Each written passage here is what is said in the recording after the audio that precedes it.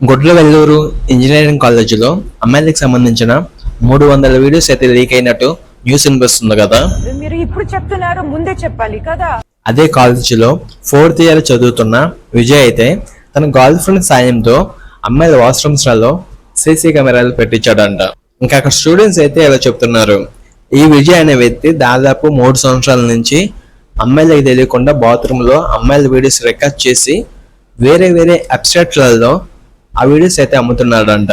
ఇంకా పోలీసులు వచ్చేసి ఆ కాలేజీలో ఎటువంటి సీసీ కెమెరాలు లేవన్నారు. అదే కాకుండా విజయ్ ఫోన్ అండ్ ల్యాప్టాప్ అందరి ముందు చెక్ చేసినట్టు చెప్పారు. విజయ్ మొబైల్ ల్యాప్టాప్ లో కూడా ఏమీ లేవని చెప్పారు. నాకు వచ్చిన డౌట్ ఏంటంటే, అమ్మాయిలు మిడ్ నైట్ అర్ధరాత్రి 3 గంటలకి వి వాంట్ జస్టిస్ అంటూ ప్రొటెస్టులు చేస్తున్నారు. ఎందుకు చేశారంటారు? ఏమి జరగకుండానే చేశారంటారా?